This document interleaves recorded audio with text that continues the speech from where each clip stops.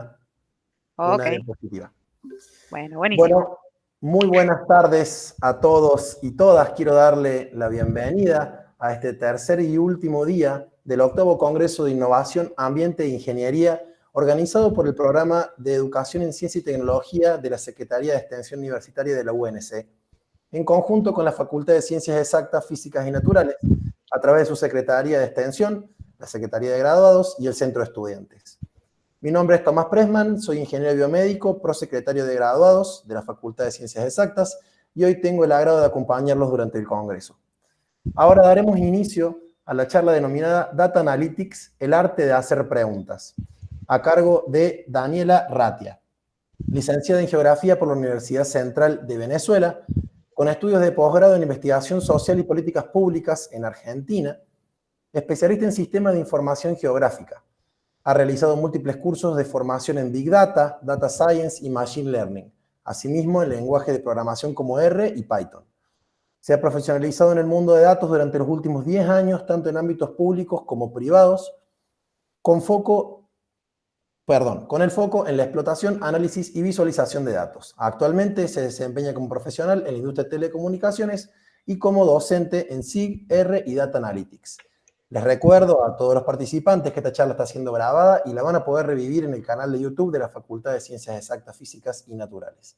Le pedimos, por favor, a todos los participantes que silencien sus micrófonos y si tienen preguntas las realicen a través del chat, que se las leeremos a Daniela cuando culmine su presentación. Muchísimas gracias, Daniela. Todo tuya la palabra. Muchísimas gracias, Tomás, por la introducción.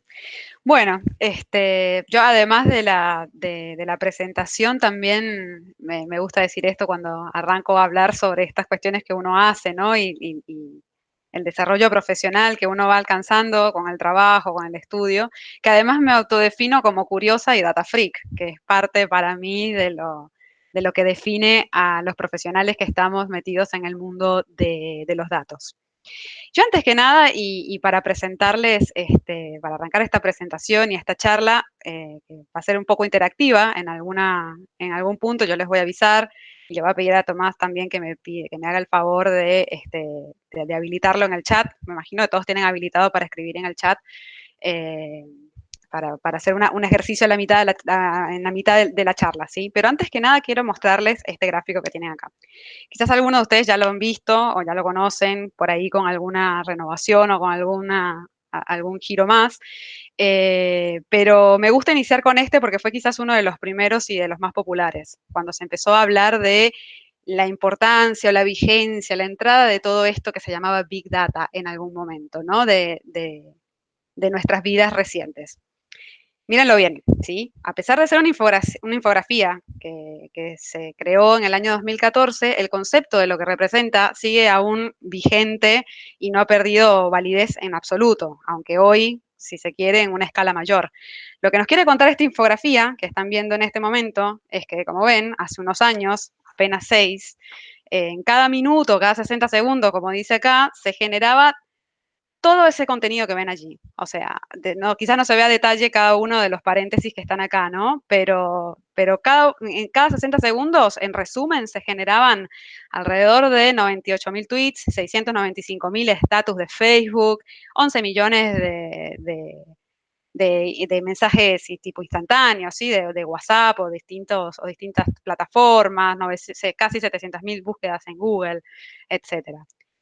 Y esto por nombrar algunas, por lo menos en esta infografía, que rescata los que eran las aplicaciones y las plataformas trending del momento, ¿no?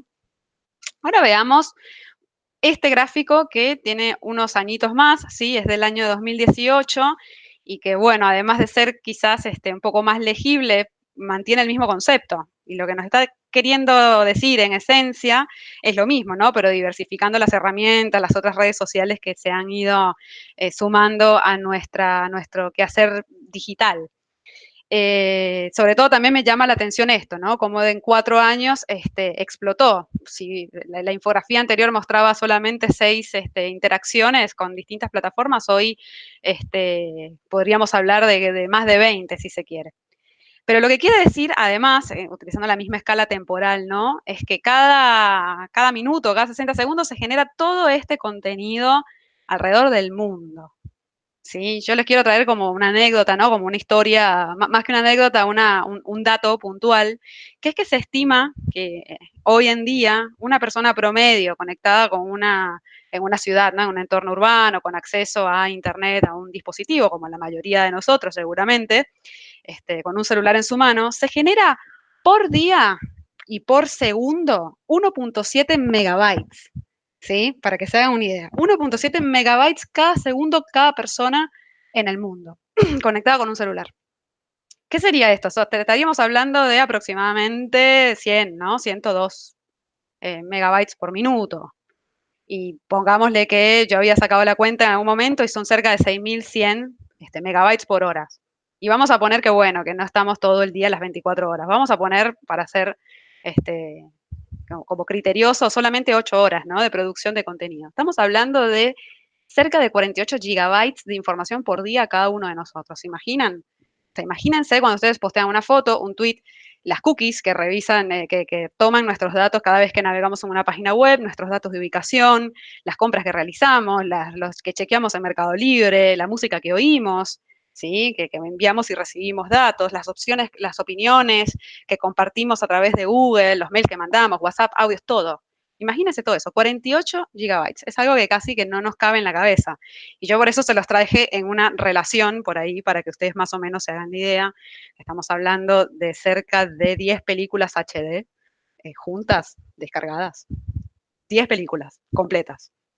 O, para ponerlo en un entorno un poco más cercano, 72 CDs de los viejos, ¿recuerdan los plateados de 700 megas? Bueno, estamos hablando de 70 CDs de ese tipo. O incluso, para ser más hiriente con esto, los que estemos cerca de los 30 años seguramente recordarán el floppy, ¿no? El famoso floppy o disquete que tenía 1.44 megas de... es más vintage este ejemplo, ¿no? Pero bueno, imagínense que en esa unidad de disquete lo que producimos hoy cabría en 34.000 disquetes. Pero bueno, olvidémonos de nuestras edades mejor y pasemos a otra cosa. Y pensemos en que realmente toda esa información no es etérea, ¿sí? No se genera en la nada, no está sujeto a nada, sino que particularmente nosotros como consumidores y productores de información generamos toda esta información que tiene un peso físico, ¿sí? Además de formar parte de la nube, de la virtualidad, tiene un peso físico. ¿Y esto qué quiere decir? Bueno, esto quiere decir que toda la información que nosotros generamos realmente va a parar a un servidor, ¿sí? O muchos servidores, que son realmente elementos físicos, tangibles, que se encuentran en algún lugar del mundo donde están los principales data warehouse y servidores del mundo, los que contienen lo que hacemos y lo que producimos cuando navegamos por Internet, ¿sí? Esto quiere decir que hay máquinas que pueden reproducir parcialmente lo que somos. Es un poco medio Black Mirror para quienes vieron la serie, pero es un poco esto, ¿no? Porque somos consumidores, somos prosumers, consumimos y producimos información todo el tiempo. Ahora bien, ¿qué tiene que ver todo esto con lo que nos convoca hoy? ¿No? O sea, cuando empieza a bajar, a decantar todo esto. Bueno, justamente en el momento en el que se empieza una suerte de revolución digital o lo que a mí me gusta llamarle un cambio disruptivo en la sociedad, es decir, un cambio que vino para quedarse, ¿no? Y eso es lo que ocurre cuando empezamos a hablar de este término que se llama Big Data. Y yo voy como de lo general a lo específico para ir bajando un poco y ir captándolos en esto que nos convoca.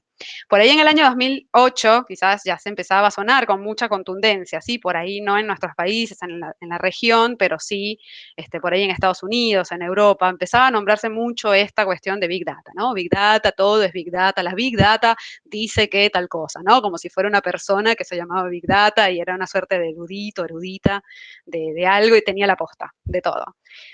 Pero, ¿por qué todo era Big Data, no? O sea, ¿en qué radicaba esta idea de que, bueno, de que al final todo lo que nos rodea es Big Data?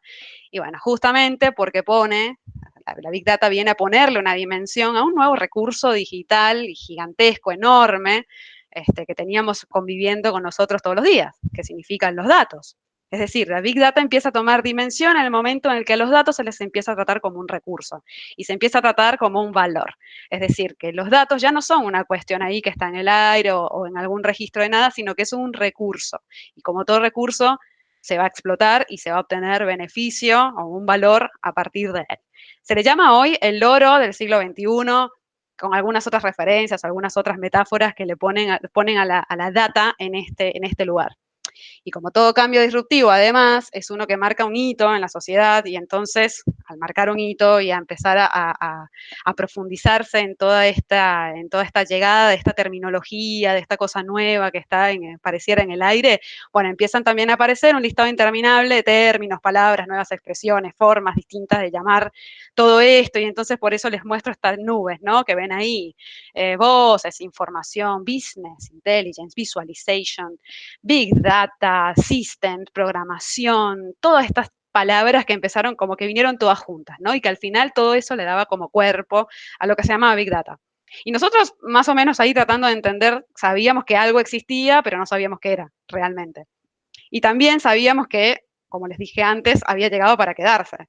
Entonces, hoy quizás les podría decir que 6 años después de ese momento del primer gráfico que les monté, la primera infografía, hoy 2020 todavía no es un concepto preciso, ¿sí? Sigue en un proceso evolutivo de construcción constante de decir, bueno, ¿qué es esto de Big Data? Ya un poco mucho más preciso que hace 6 años, pero todavía sigue habiendo ciertas aristas o ciertos hilos que hay que terminar de tejer, ¿no? Tanto así que también en el año, creo que 2014 era esta, o 2012, esta publicación, una revista muy famosa de Harvard, que quizás por ahí les suene, que es la Harvard Business Review, de artículos científicos, lo catalogó a la Big Data, al cientista de datos, ¿no? En relación con el manejo de quién toca esto de la Big Data, relacionado al cientista de datos como la profesión más sexy del siglo XXI, ¿no? Y bueno, es llamativo, además del nombre así súper ahombado, pero bueno, en definitiva se trataba de esto, ¿no? Como decir, acá hay algo que está pasando y tenemos que hacernos cargo de alguna manera. Hacerse cargo fue, bueno, justamente el surgimiento y el perfilado de profesiones asociadas al manejo de los datos. Y ahí fue donde salió el primer nombre de, bueno, el científico de datos, el cientista de datos, y los distintos nombres que después acompañan a todo esto y demás, que vamos a ir a ver un poco más a detalle. Y bueno, en ese momento entonces empezaba a hablar también de esto que por ahí seguro que ya conocen también, hablando de Big Data, esto de las B, ¿no? Las B que la definen. Primero eran 3B, la velocidad, la veracidad, etcétera, y después 5 Bs, y después 7 Bs, y después 21 B, después se pone creativo porque, bueno, porque el mundo también funciona un poco así, ¿no? Twitters van, twitters vienen y se empiezan a generar definiciones. Pero yo a los efectos prácticos de hoy les traigo estas 7 Bs, bueno, que son las que hoy están más aceptadas, más normalizadas dentro del mundo de los datos. Que serían las 7 Bs que hoy se conocen como, bueno, este grupo que tienen acá, que bueno, es velocidad, variedad, veracidad, valor, visualización, que cada una tiene un concepto en sí misma y es una práctica también en sí misma y que, bueno, le empiezan a dar dimensión como un poco más sólida y concisa a todo esto de lo que es Big Data. Y entonces, bueno, empiezan a surgir cosas como, bueno, ¿y qué hacemos con todo esto, no? ¿Por qué? ¿Qué onda? Porque en definitiva, si hay una realidad es esto, y por eso siempre traigo este meme que me encanta además. Hay datos por todas partes, datos en todas partes, y eso ya es una realidad que está acá y de cierta manera empezamos a hacernos cargo y empezamos a empezar a tratar de entender y perfilar qué podemos hacer con todo eso que está allí. Hay gráficos simpáticos como que no se los voy a leer todos y por ahí quizás alguno ya lo haya visto. Después creo que esta presentación se puede compartir, no sé, me dirán los moderadores, pero es el que le llaman el camino de la ciencia de datos, que está representado como si fueran líneas de subte o de metro o lo que sea, de transporte, donde, bueno, empiezan a verse ciertas etiquetas, ¿no? De, bueno, ahora el camino de la ciencia de datos empieza por un momento de conocimiento, de explotación, luego se mete el machine learning, luego está Python R por algún lugar, luego hay una parte de visualización que es muy importante y ahora vamos a ver por qué, text mining y distintas prácticas y herramientas que, bueno, que empiezan un poco a definir es esto de, bueno, y esto de Big Data, esto de ciencia de datos, ¿con qué se come? ¿Qué hacemos con todo esto? De la misma manera como se empiezan a perfilar estos elementos, se empiezan a perfilar también los perfiles. Y acá yo hago un parate porque, bueno, es quizás una filmina que no voy a profundizar en todo lo que aparece allí, pero sí me interesa porque muestra estos perfiles que empezaron a surgir, ¿no? Como decir, bueno, un científico de datos, un arquitecto de datos, un analista de datos, un business analyst asociado con datos o analista de negocio, ¿no? Y una flor o un mandala de distintas herramientas que hacen a las prácticas de cada uno. Obviamente esto no nació así, ¿eh? Y no es que alguien se sentó a escribirlo y por eso me gusta también explicar con respecto a esto que hay una línea punteada que separa estos perfiles. Particularmente porque creo que en las cosas que surgen de esta manera tan novedosa, tan disruptiva, no hay fronteras rígidas, ¿sí? Hay plasticidad y termina siendo como ciertas definiciones de perfiles, pero que al final un poco, cuando uno se mete en esto, termina siendo un poco de todo y empieza a entender un poco de todo también. Por más que, bueno, uno después el marketing te llame de alguna manera como analista o arquitecto, etcétera. Pero bueno, a todas estas, ¿no? La pregunta que nos convoca, ¿qué es entonces Data Analytics? Yo se los traigo a ver como un concepto bastante cerrado, me gustan los conceptos así cerrados, y sobre todo que expliquen como un para qué también, que lo vamos a ver más adelante, pero yo lo traigo así, ¿sí? O sea, un analista de datos o el Data Analytics, más que la persona, ¿sí? El Data Analytics como tal, son un conjunto de herramientas, habilidades y técnicas que sirven para investigar en los datos acerca de una incertidumbre. Incertidumbre, que es la pregunta, ¿sí? Que es la incertidumbre es algo que no sabemos. Entonces, bueno, empezamos a pensar en clave de pregunta. Y para hacerlo más cortito todavía, entonces diría, bueno, Data Analytics es básicamente responder preguntas basadas en hechos registrados. Así, pareciera que en dos platos, ¿no? Obviamente hay toda una complejidad detrás de todo esto, pero me gusta traerlo así como para generar como un tatuaje cerebral y que quede allí grabado. ¿Y para qué sirve todo esto? Bueno, sirve para un montón de cosas. A mí este gráfico que tengo acá, que les presento, me gusta mucho porque además es bastante simpático también, bastante claro, y por ahí intuitivamente ya más o menos asocian de qué se trata. Pero el Data Analytics se trata de esto, ¿sí? De generar conocimiento a partir de los datos. Porque un dato solo en el mundo, ¿sí? Imagínense un dato ahí dando vueltas, solo abstracto, no significa nada. O sea, dentro de esos 48 gigabytes, incluso nuestros 48 gigabytes dando vueltas por el aire tampoco significan nada, si no pasan por un proceso en sí mismo que le dé valor, ¿sí? Que genere algo con respecto a esos datos, porque sueltos no valen nada, son más bien anecdóticos, no dicen nada con respecto a nadie. Pero si todos los datos son organizados sistemáticamente, entonces empiezan a formar de alguna manera un entramado que nos permite acercarnos más a lo que es la información. Y entonces empiezan allí a alinearse variables, procedencia, a entender orígenes, formas, ¿no? Que se empiezan a definir a partir de los datos. Y si además nosotros a través de una vuelta metodológica, ¿sí? Empezamos a plantear preguntas con respecto a esa información, entonces empezamos a hacernos interrogantes, ¿no? A hacernos preguntas. Y entonces a partir de ese tratamiento empezamos a generar conocimiento. Es como que, o sea, sí, así como un analista del área de marketing tomaría todos los datos de ustedes para saber qué hamburguesa venderle. Solamente los datos solos no servirían para nada, pero si yo empiezo a estudiar detalladamente ciertos patrones y ciertas variables que veo de ustedes, entonces yo sabría qué hamburguesería podría ofrecerles a ustedes para que vayan a visitar, por ejemplo. Y si doy un pasito más adelante, entonces podría generar sabiduría, como le suelen también llamar ya un poco más poético. Pero bueno, traigo este otro gráfico que da como ese pasito más, que dice, bueno, y si yo empiezo a relacionar este conocimiento, esos hallazgos que tuve, empiezo a identificar comportamientos, y si yo interrelaciono comportamientos, entonces empiezo a generar esto, ¿no? Sabiduría, predecir, más que nada, que forma más del mundo de la ciencia de datos, pero que, como les digo, es plástico y está presente en todo. Pero bueno, estoy hablando un montón y ahora sí viene la parte en la que me gustaría poder interactuar un poco con ustedes a través del chat. El ejercicio se trata de lo siguiente, ¿sí? Vamos a ponernos un poco un traje de analista de datos y vamos a hacer empatía con este señor que está ahí, que se llama Alan Brito. Alan es un tipo que tiene una cadena de ferreterías, ¿sí?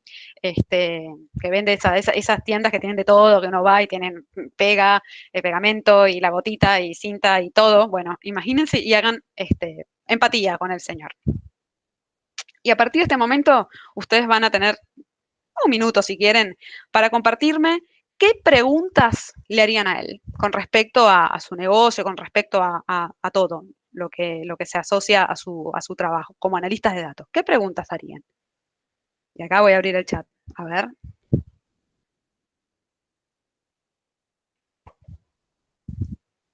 A ver, los leo, ¿eh? ¿Qué preguntas le harían a Alan con respecto a su negocio? ¿Respecto a qué parte del negocio, para ser más precisos? Lo que se les ocurra. Con respecto a su ferretería, ¿qué preguntas le harían a él como analistas de datos? En primero. Exacto, como eso que están diciendo ahí. ¿Qué suelen consumir sus clientes? ¿Cuál es el volumen de ventas? ¿Cómo decidiste con la compra de materiales? ¿Frecuencia de clientes? ¿Proveedores? Cantidad, cuantificación, está bien. ¿Cuáles son los productos que más se venden? Cuantificación. ¿Cuál es el costo de los productos? Cuantificación, está bien. ¿Qué edades tienen sus clientes? Bien, una pregunta que hace a la segmentación posterior, está bien. Costos, los proveedores, eficiencia en términos de entrega. ¿Cómo es tu cliente tipo? Exacto, como el prototipo, digamos, una prospección. Listas de cliente con información relevante. Ya le estamos pidiendo datos. Danos algo, por favor. Entréganos algo. Bien, muy bien. Bueno, está genial. Entonces, acá es donde empezamos ya a bajar un poco, ¿no? Ya empezamos con la primera tarea, ¿no? Que es, bueno, se nos surge algo, surge la pregunta, surge la incertidumbre. Bueno, este tipo yo no lo conozco y está trabajando en un lugar donde, bueno, como analista de datos algo va a salir, porque todo tiene datos. Entonces, a ver qué pasa con esto. Y entonces empezamos a ver que empiezan a surgir preguntas de distintos tipos. Y por eso es que yo esta presentación y a toda esta dimensión que les cuento, le llamo esto del arte de hacer preguntas, porque es allí donde empieza la labor real de un analista de datos, ¿sí? Pero no solamente hacer preguntas por preguntas, sino hacer preguntas desde una perspectiva, una óptica analítica, que ahí es donde está el core del asunto.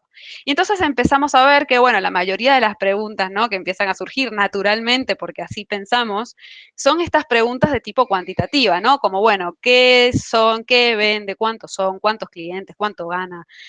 Cuánto vendió, etcétera, ¿no? Y empiezan a surgir estas preguntas que, bueno, son naturales. ¿Cómo te llamas? Hola, ¿qué tal? ¿Qué edad tienes? ¿No? Pero bueno, hay dentro de la óptica analítica de los datos, de hacerse las preguntas, hay otras que empezamos a afinar y a empezar a hacer cuando estamos ya en este rol, ¿no? En esta tarea.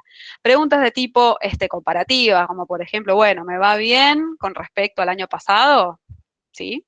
O preguntas de tipo causales, como decir, bueno, pero ¿por qué estoy vendiendo más que el año pasado? ¿Hay alguna razón que venda más ahora o una razón por la que vengan más clientes de cierto tipo? Veremos. Preguntas de tipo de segmentación, como la bien que me decían recién, como, bueno, ¿qué edad, qué género son? De dónde vienen? ¿Dónde están las personas que me compran? ¿Sí? Preguntas que me van a permitir a mí responder y segmentar ciertos grupos de variables. Preguntas de tipo proyectiva, donde dice, bueno, tendencias, ¿cuánto voy a ganar el año que viene? Tal como están las cosas hoy, el dólar, el stock, etcétera. Preguntas de tipo prospectiva, por ejemplo, ¿qué sería lo ideal que tendría que hacer? Preguntas de tipo de optimización, bueno, ¿cómo podría mejorar cierta performance o cierta tarea? ¿Sí? Y entonces aquí, bueno, empieza a diversificarse y empieza a tener como una caracterización un poco más fina toda esta cuestión de hacerse las preguntas.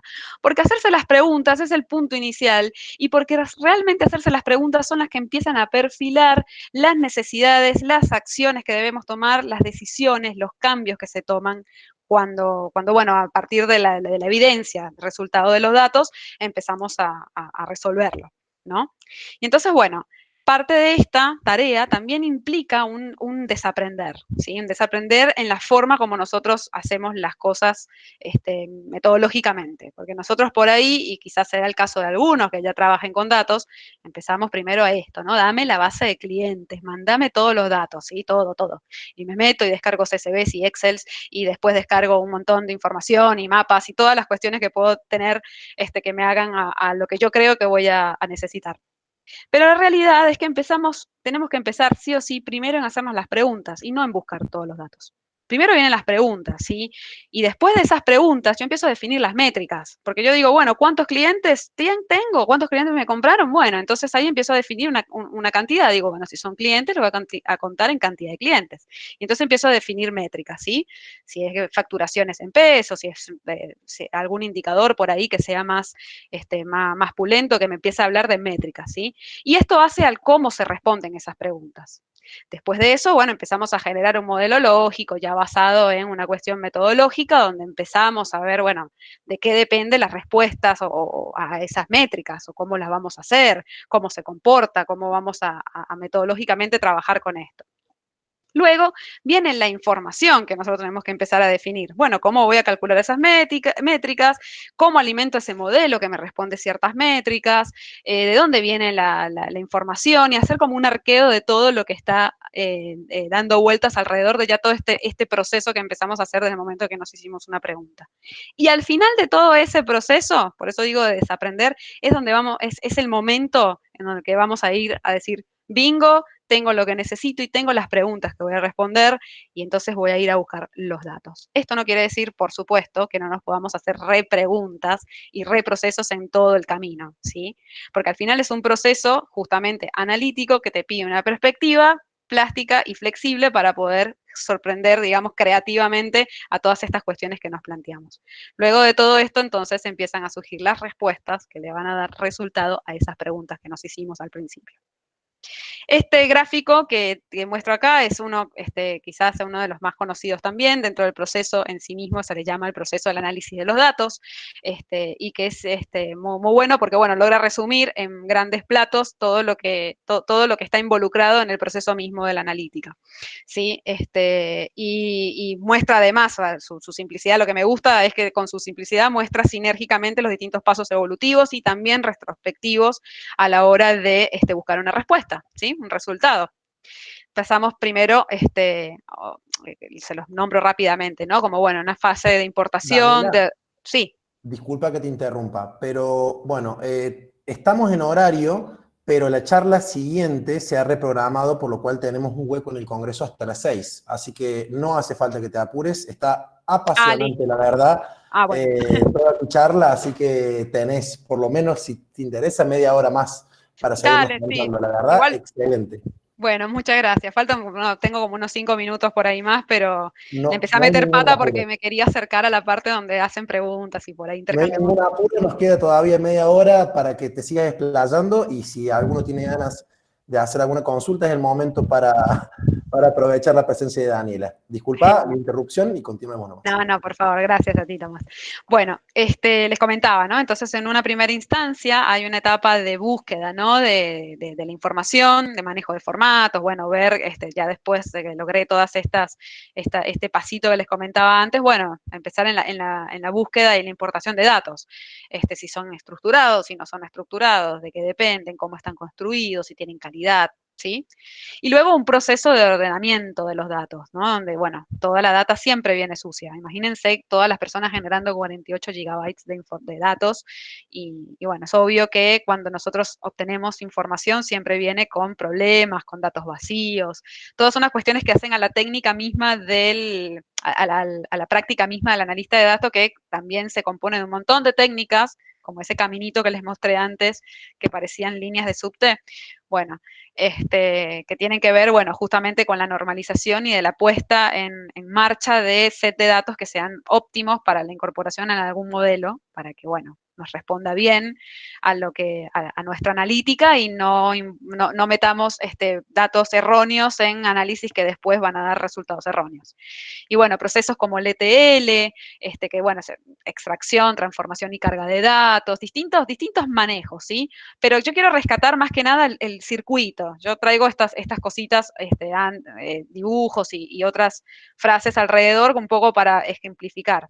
Pero acá es donde empieza también la fase, lo más interesante, si se quiere, ¿no? Que es la fase de la comprensión, donde empieza entonces la transformación, la visualización, ¿recuerdan cuando hablamos de las 7 Bs? y la visualización como una etapa, como una fase fundamental, bueno, la visualización como una pata aliada, ¿sí?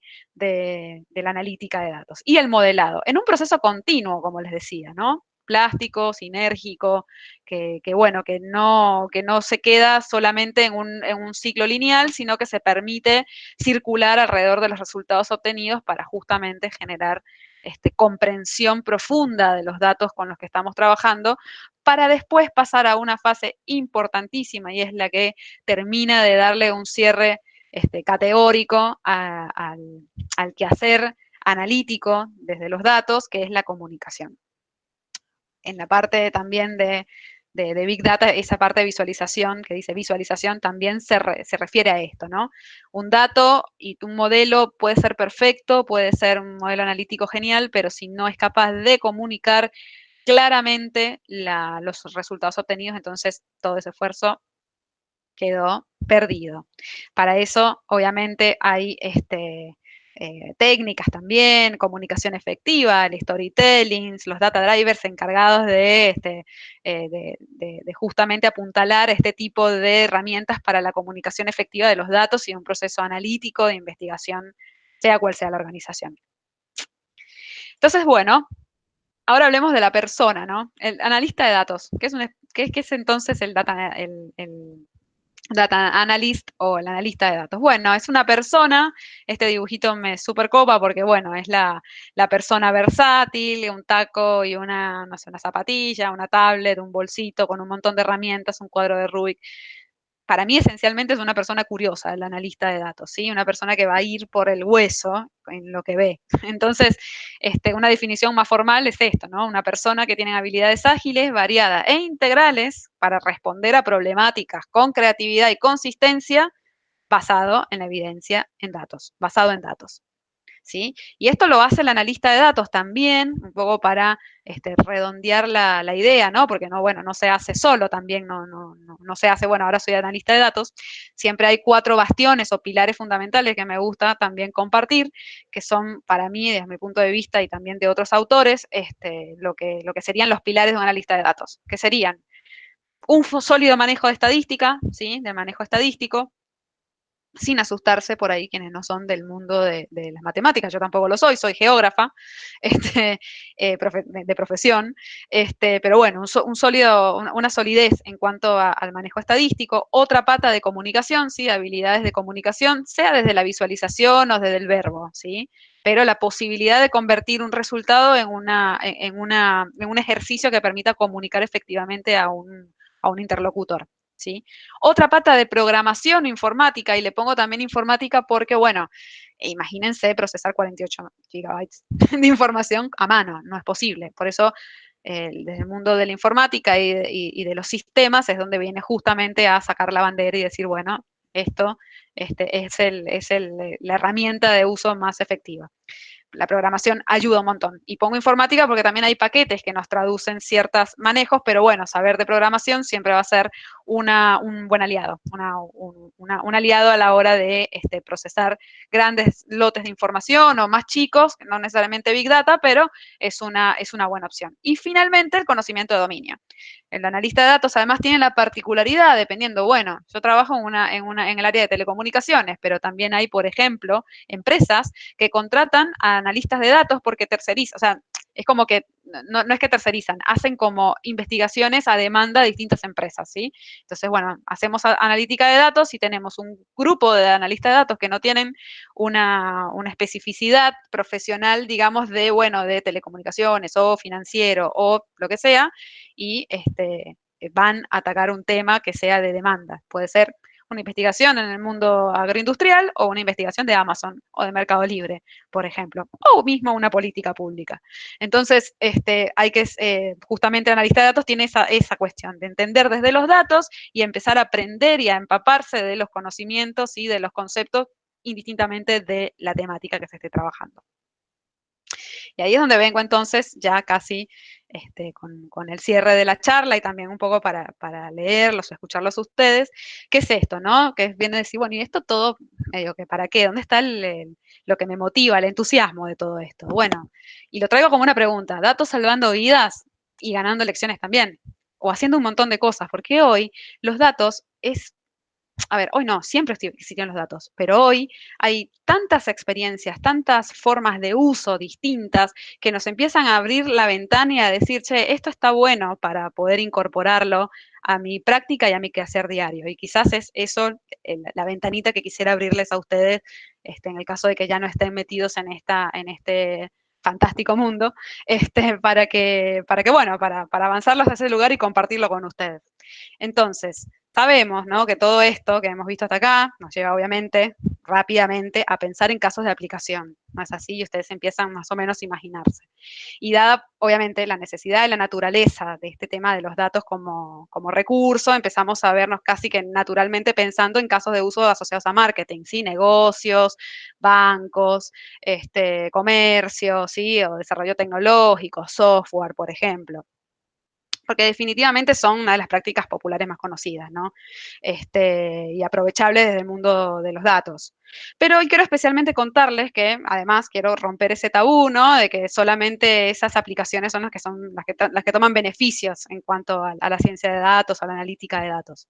Porque también hay otras áreas, ¿sí?, fuera del desarrollo informático que han tenido numerosos éxitos, como les decía recién, en distintos casos de uso cada vez más extendidos y más usuales. Porque además, si algo tenemos que tener también en claro, es que si hay algo que tiene aleatoriedad y definiciones complejas que la matemática no resuelve rápidamente, son las cuestiones sociales, humanas, ¿sí?, las relaciones sociales. Y por eso es que cada vez más empiezan a haber aspectos que se resuelven desde los datos en, por ejemplo, la salud pública, el diseño de políticas públicas, la mejora en la eficiencia de los servicios médicos, por ejemplo, la reducción de infecciones entre pacientes, determinar dónde va a ser el próximo conflicto, generar mayor seguridad a través de la metodología y de pensamiento de las ciudades inteligentes. O sea, con este tema de la pandemia, por ejemplo, poder lograr o ubicar en distintos espacios y a través de la analítica de datos mejoras circunstanciales para la gente en un contexto de vulnerabilidad, por ejemplo. Sí, un segundo, por favor. Entonces, bueno, hay un camino grande por recorrer que hoy empiezan a generar nuevas perspectivas, ¿sí? Y si a ver vamos, bueno, tampoco esto es nuevo, ya esto es una de las últimas cosas que le cuento, por ahí ustedes ya quizás lo conocen, no es algo nuevo de que alguien haya utilizado los datos para un beneficio mayor. Si han visto esto por ahí, quizás lo recordarán. En el año 1855, imagínense, siglo XIX, una enfermera muy famosa después, por esto, cuando estamos en el mundo de los datos la conocemos, por ahí por fuera no. Una enfermera que además era matemática y era un crack en su tema, hizo un descubrimiento, uno de los descubrimientos más grandes, ¿sí?, del mundo del siglo, si se quiere. Y es un descubrimiento que hoy sigue vigente, ¿sí? Durante la guerra de Crimea, esta enfermera que estaba como en el hospital de campaña, ¿sí?, donde están los soldados, descubrió que mientras había, o sea, que había una situación que no lograba identificar, que era que, bueno, que los soldados fallecían 10 veces más por enfermedades tipo infecciosas dentro de la sala de emergencia o de atención de campaña, por heridas infectadas o por tifus, fiebre tifoidea, cólera, distenia, etcétera. Y empezó a notar que empezaban a morir más por eso que por las heridas de guerra directamente. Y entonces, Nightingale, que era la enfermera, generó un modelo, ¿sí?, que contaba la cantidad de muertos, de decesos por esas causas, y empezó a generar una metodología para hacer un contraste, para ver cómo funcionaba. Y empezó a separar a los enfermos, ¿sí? Decía, bueno, este tiene una herida de bala en el pecho, tíramelo para acá. Este viene con un corte transversal bueno, disculpen lo dantesco de los ejemplos, pero bueno, guerra de Crimea, siglo XIX, se imaginarán. Y bueno, y empezó a separarlos, como para decir, bueno, ya va, no me juntes peras con manzanas. Y empezó a ver cómo a lo largo de todos los meses se empezaron a descender los decesos. Este descubrimiento que hizo esta enfermera es lo que hoy se conoce como triaje y es dentro de la salud pública uno de los mecanismos más usuales o casi que obligatorios en el momento de mejorar, digamos, la performance en el sector público. Y todo eso basado en datos, ni más ni menos. Entonces, bueno, empezamos a ver, así como esto, cada vez más casos de profesionales de distintas áreas formándonos y capacitándonos en la senda de los datos para mejorar de alguna manera el lugar donde estamos, el lugar donde trabajamos, haciendo uso de herramientas digitales, de la programación, abogados, enfermeras, docentes, geógrafos, sociólogos, antropólogos, ingenieros, ¿sí? Cada vez más homogénea quizás desde el punto de vista de la profesión, pero que nos convoca a lo mismo, ¿sí?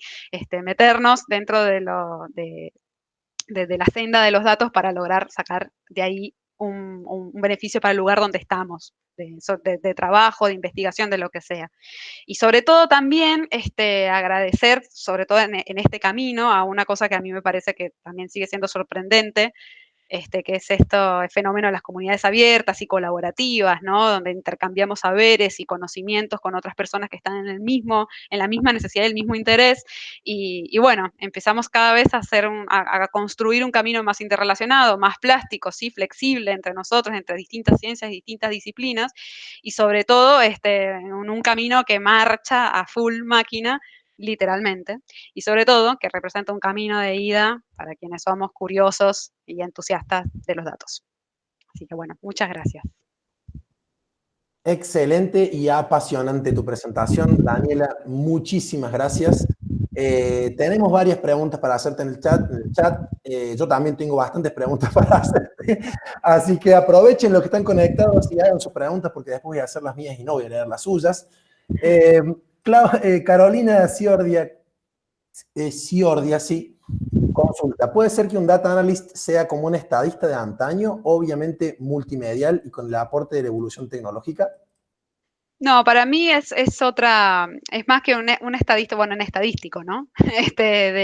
Más que un estadístico de antaño, creo que es una profesión que si bien viene como metida en toda una onda de la moda, ¿no? De todas estas palabras que empiezan a sonar, creo que es un nuevo perfil, que sobre todo lo que tiene es agilidad y creatividad para responder y sortear los obstáculos que se encuentran al momento de trabajar con datos.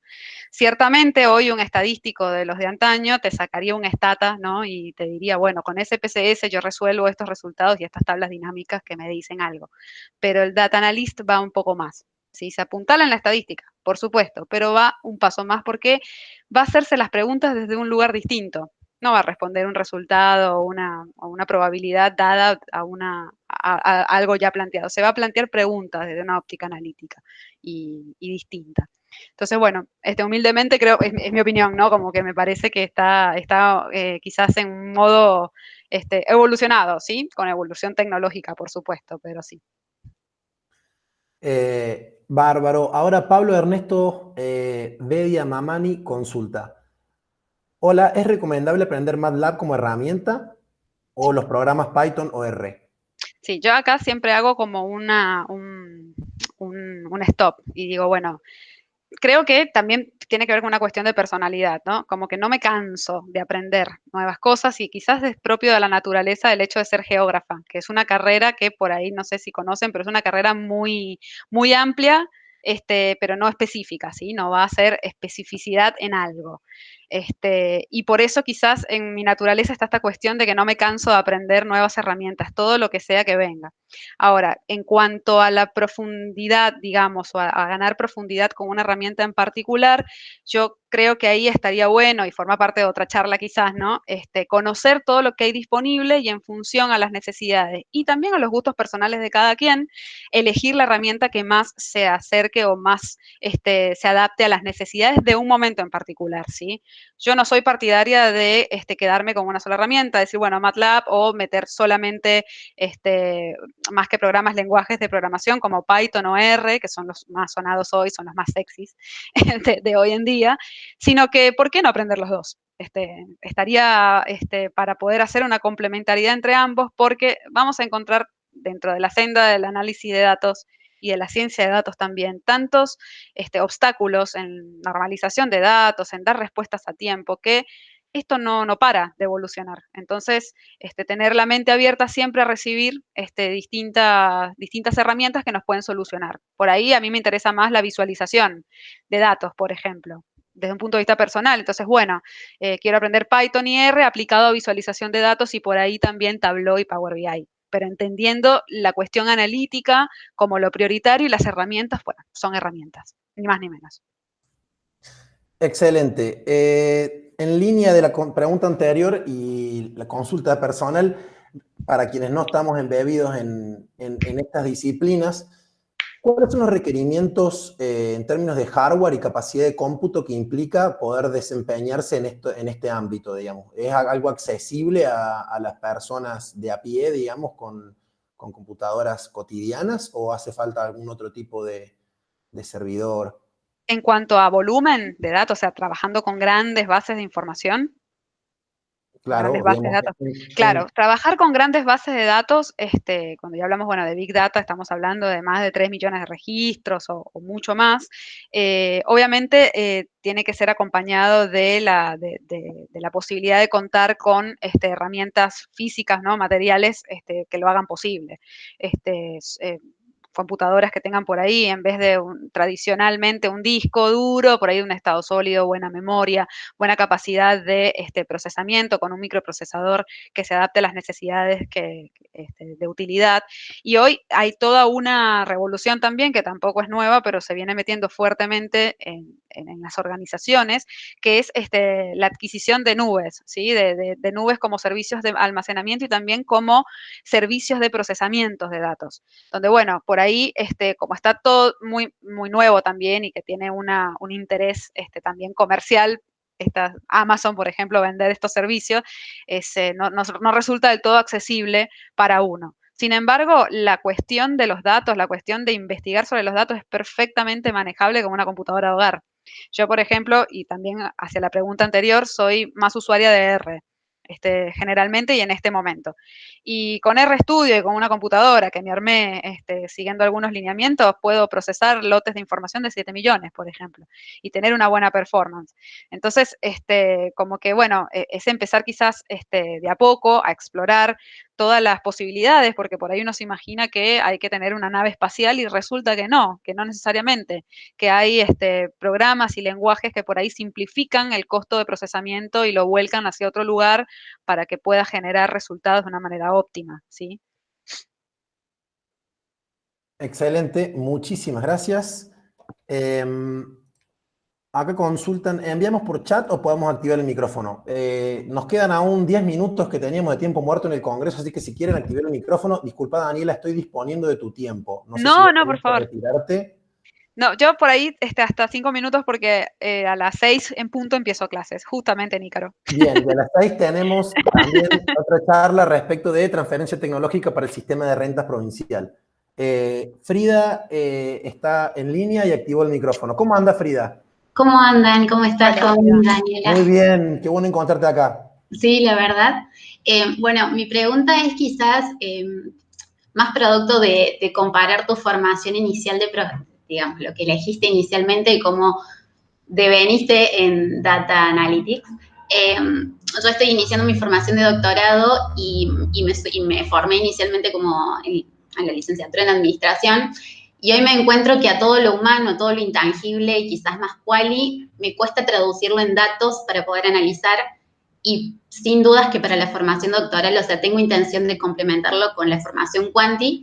Entonces, de todo esto que vos planteabas, incluso del título de la charla, el arte de hacer preguntas. ¿Qué recomendación le harías a alguien que se está iniciando en ese proceso? En este contexto yo sería ese alguien, pero digo, muchas veces nos cuesta pasar lo quali a quanti, y bueno, me parece súper interesante tener tu perspectiva en esa combinación de Sí, sí, súper las técnicas. interesante tu pregunta y además me convoca personalmente porque, bueno, sí, como les decía, soy geógrafa y si bien hay un montón de contenidos diversos dentro de la formación académica, después hice un diplomado en metodologías cualitativas, justamente, y luego hice la maestría en política pública, o sea que siempre estuve muy vinculada con la cuestión social y humanística desde el principio, pero hay una cuestión de los datos que es sobre todo esto, ¿no? Que les decía, como más, que te entusiasma desde el principio, y es que empiezas a poder obtener resultados desde la práctica y el manejo mismo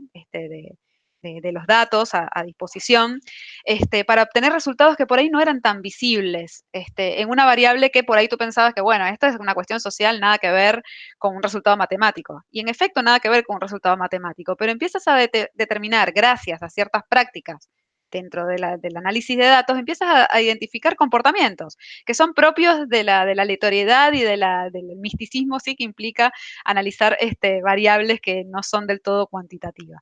Mi recomendación no me atrevo a decir mi recomendación, me suena como súper erudita de algo, ¿no? Pero desde mi perspectiva personal es iniciar desde una. O sea, es tratar de pensar de qué manera podemos obtener datos que sean útiles a la cuestión investigativa, si sea desde el punto de vista quali. Y bueno, toda la información, decía en una discusión con un amigo, todo lo que pase puede ser registrado, siempre. De alguna manera puede ser registrado. Hoy, por ejemplo, todo lo que tiene que ver con social media, por ejemplo, o business intelligence, o análisis de datos asociados a social media, la tienen clarísima con esto.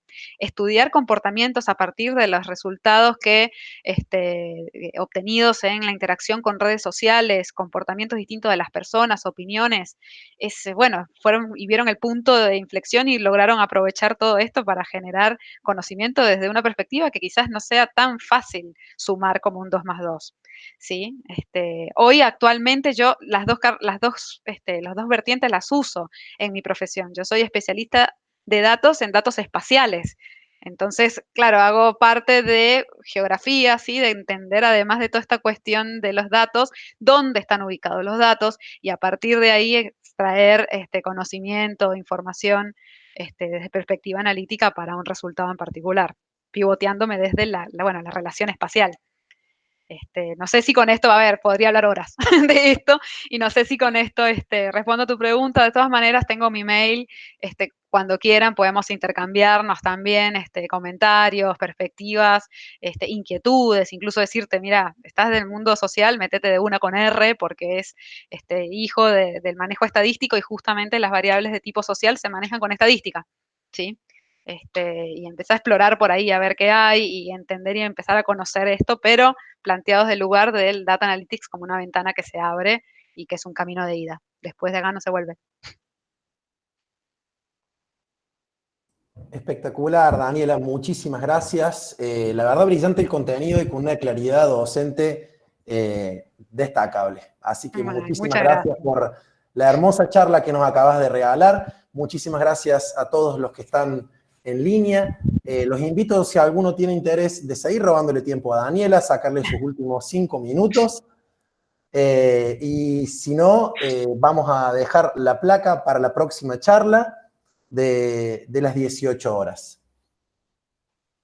Consultan mail y redes para seguirte, Daniela. Ahí estoy escribiendo en el chat. Mi mail es ratia.anadaniela, así sin mucho más, arroba, que no sé, ahí está, arroba gmail.com. En las redes sociales, bueno, Ana Daniela Ratia en LinkedIn, y bueno, no sé qué otra, pero son la que más uso, digamos, a nivel profesional es esa, y bueno, totalmente a disposición en mi mail para intercambiar con ustedes, y gracias por su atención y por su tiempo, que también me brindaron ustedes, porque siempre me gusta esto, mostrarles esta ventanita y que se atrevan a abrirla. Muchísimas gracias una vez más, muchísimas gracias a todos los que estaban conectados. Los invito a continuar con la siguiente charla de las 18 horas, Transferencia Tecnológica al Sistema de Rentas, a cargo del doctor Martín Domínguez y el licenciado Juan Ignacio Porta.